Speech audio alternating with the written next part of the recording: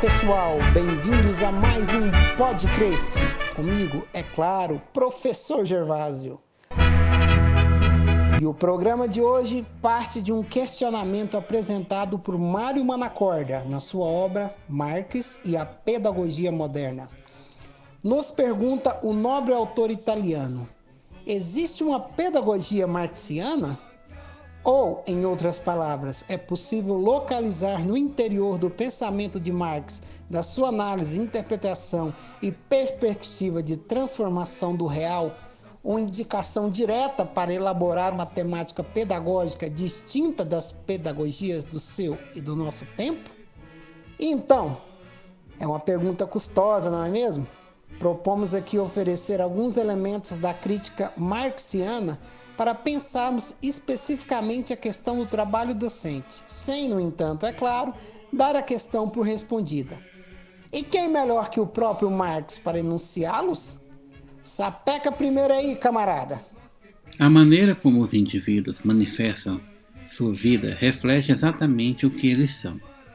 O que eles são coincide, pois, com sua produção, isto é, tanto como o que eles produzem, quanto com a maneira como produzem.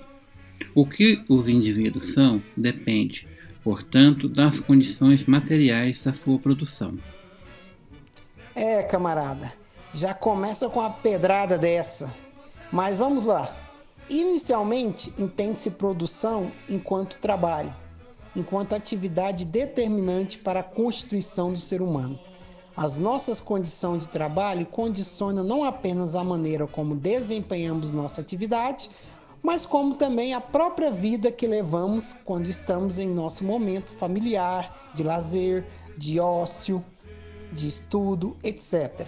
Quanto melhores forem as condições de trabalho, maior serão as chances de nos realizarmos profissionalmente e, consequentemente, sermos de fato felizes. Ao passo que a precarização de tais condições terão consequências maléficas não só sobre a atividade, mas também sobre o próprio indivíduo, no caso, o professor ou professora. Mais uma, Marx.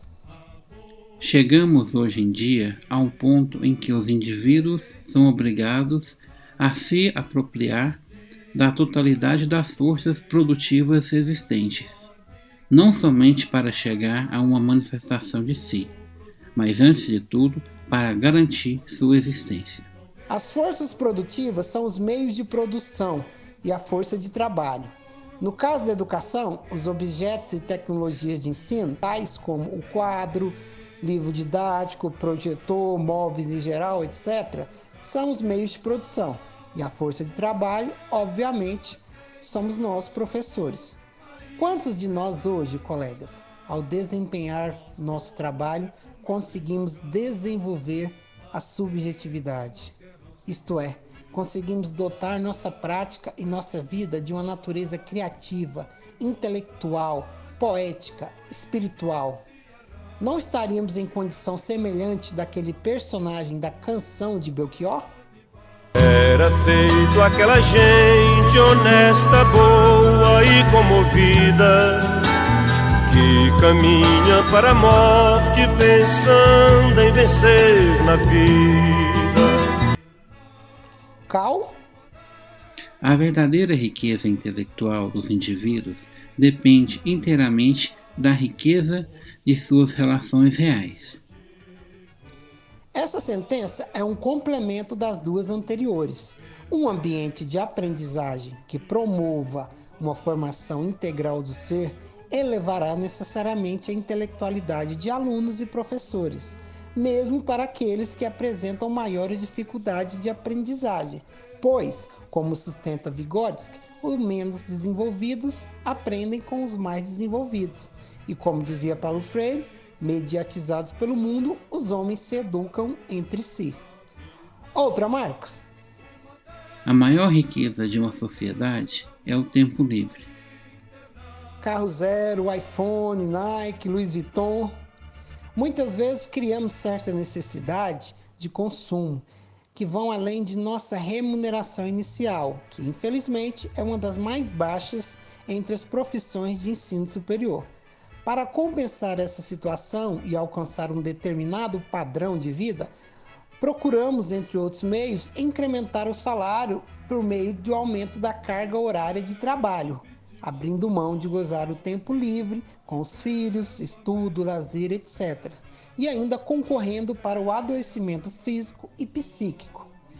E pouco ou nada adianta a jornada de trabalho numa escola de tempo integral.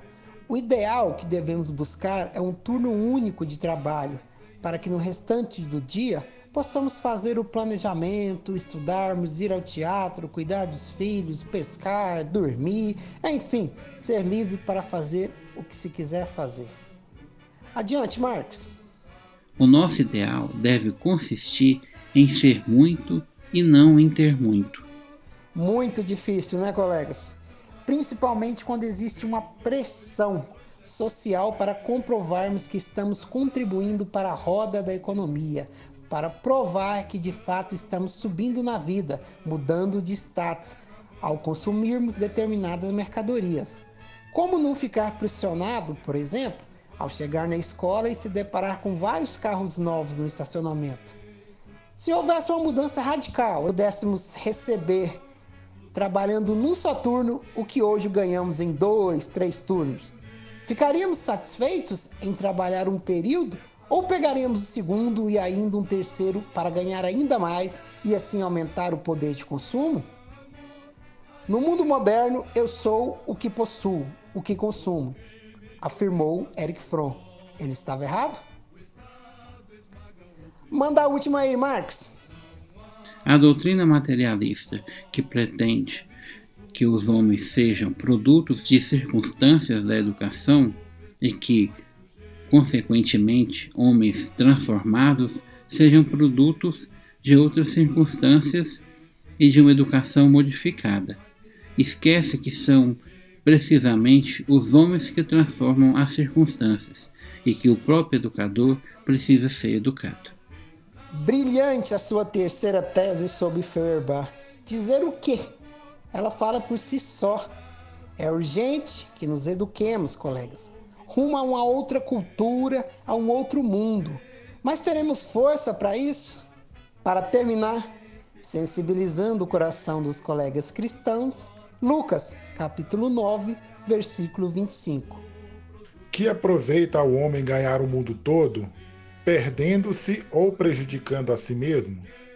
Do que adianta adquirir tantos bens e depois, adoecidos, mortos, o que levamos? Por hoje é só, pessoal. Beijos e tchau.